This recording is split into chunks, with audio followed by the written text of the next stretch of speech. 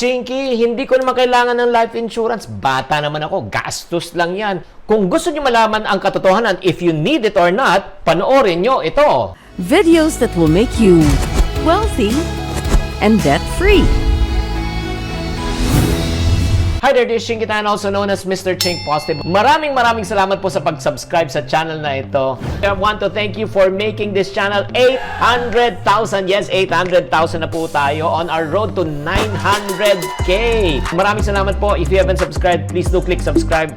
And then don't forget to click the bell button. Sama nyo na pati all at i-like nyo na rin tong page na ito. Pag may mga bagong videos, manonotify po kayo kaagad.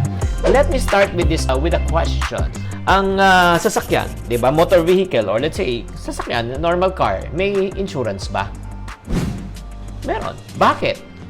Di ba? Ay, siyempre, sabi ng tao, just in case, pag magasgas, just in case, na madisgrasya, just in case na may mangyari, at least protected. Magandang lohika yun, di ba? Magandang explanation yun. Pero ito yung katotohanan. Look at me. Ang weird, di ba? Ang weird in a sense, bakit? Kasi po, yung sasakyan, naka-insure, pero yung driver po, hindi.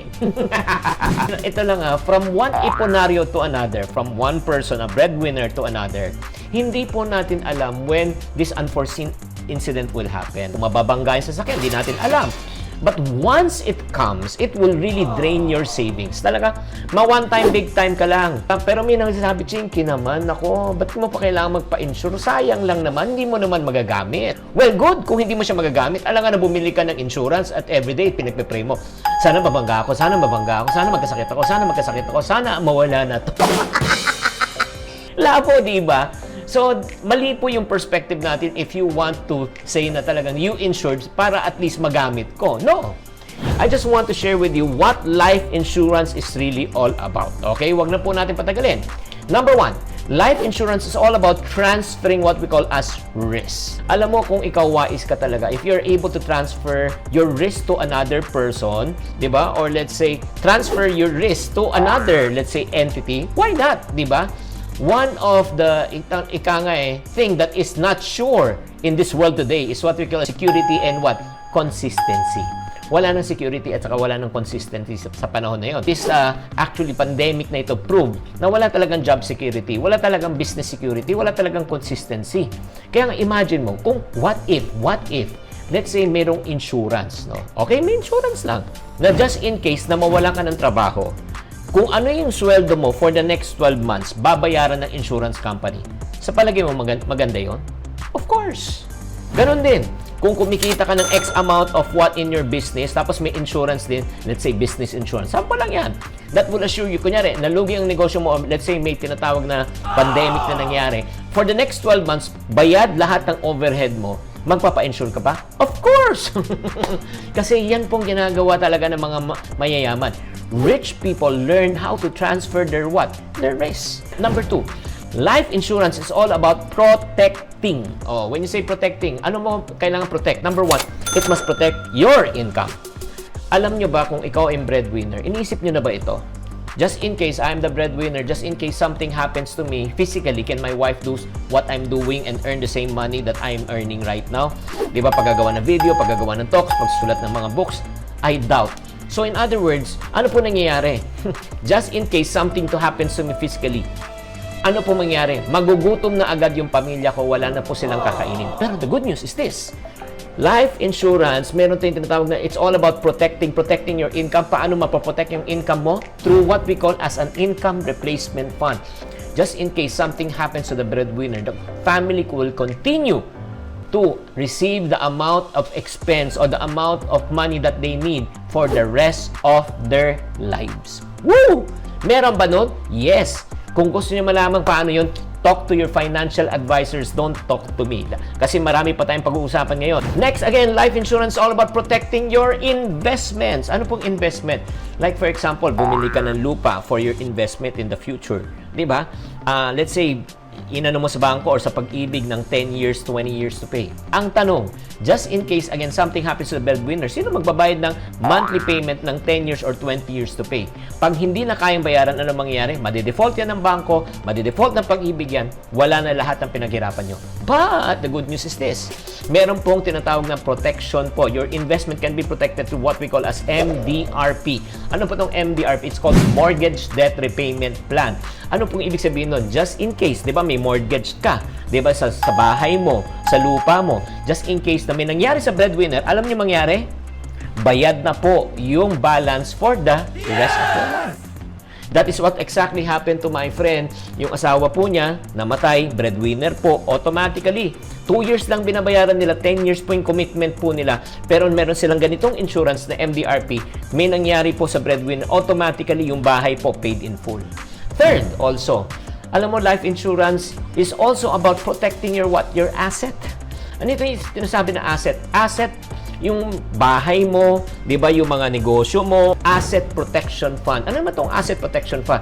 Alam nyo ba, just in case na may mangyari ulit sa nakapirma po, di ba, yung pinakapadre de pamilya, siya pong may hawak ng mga titulo ng lupa, siya lahat ng may asset, at let's say namatay po siya, nawala po siya. Alam nyo ba, kailangan po natin magbayad ng tinatawag na real estate tax. No, para i-transfer po yung ownership from yung nawala to the next of kin. Pero pag wala kayong pambayad ng real estate tax, alam niyo yung mangyayari, ito po ay marirepossess po ng government. Napakalaki po ng real estate tax. The good news is this. Again, life insurance can also cover for this. And one last thing, no? What protection that life insurance can give? Actually, life insurance can also protect your healthcare needs. Ano po ng healthcare needs? Just in case na may mangyari po sa inyo, like for example, di ba, yung hospital bills, di ba, kung may mangyari sa iyo, kailangan yung pambayad. Chinky, meron na akong health card, di ko na kailangan yan. Yes, meron kang pambayad ng hospital bills, pero paano naman yung post? Yung post, when you say post, syempre, kailangan mo mag-recover after, let's say, na stroke, meron yung rehab for 6 months to 1 year or 2 years. Sino magbabayad po nun? And the good news is this, alam nyo ba, ang insurance po right now, may tinatawag na critical illness fund. Ano po itong critical illness?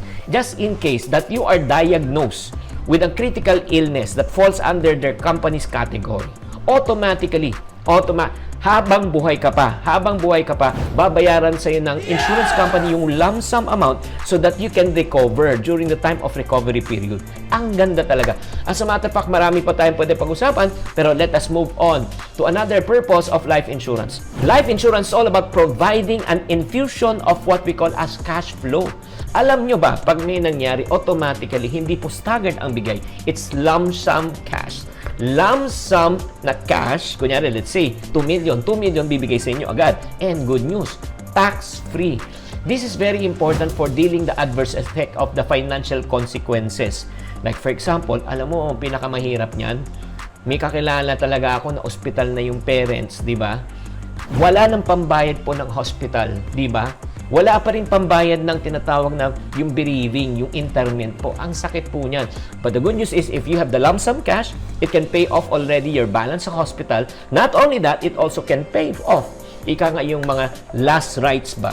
Yun nga, yung bereavement, during the bereavement process. And last but not the least, para sa akin, alam mo, life insurance is all about what? Providing what we call as peace of mind for your family.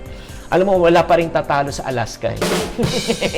Hindi, wala pa rin tatalo pag may peace of mind ka ba, na hindi mo nang alalahanin kung ano kailangan mo, di ba, during the time of disability. Kunyari, may nangyari sa iyo. Alam mo, pinakamahirap niyan talaga, na-stress na, emotionally, mentally, pati financially, na-stress pa. And one more thing. Ito pa. Hindi po alam ng tao, bibigyan ko po kayo ng bonus. What is insurance is all about? Insurance is all about protecting your future. Okay? Paano? By increasing your potential to earn from investment. Alam nyo ba na yung insurance po ngayon, life insurance po ngayon, pwede rin pong maging investment. Meron po silang tinatawag na 2-in-1. Meron ka ng protection, meron ka pang investment. Ito yung tinatawag nilang VUL. Variable Universal Life. It's a built-in cash value po na ini-invest po nila sa stock, sa bonds, sa mutual funds. And then, ang good news po, mind you, pwede nyong i-withdraw itong pera na ito kahit buhay pa kayo. Yan po yung tinatawag na 2-in-1 po. May protection na po, meron pang tinatawag na investment. So guys, napakita ko na sa inyo kung ano ba talaga ang tunay na purpose ng life insurance. If you feel that you don't need it, don't push it. Hindi mo na kailangan i-convince sarili mo.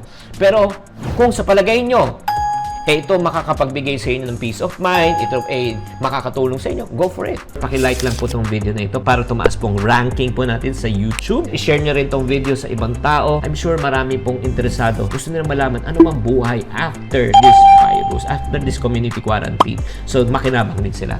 This is Chinkitan saying to every problem, there's always a solution. If you're not part of the solution, you're part of the problem. Always think positive. Thank you for watching.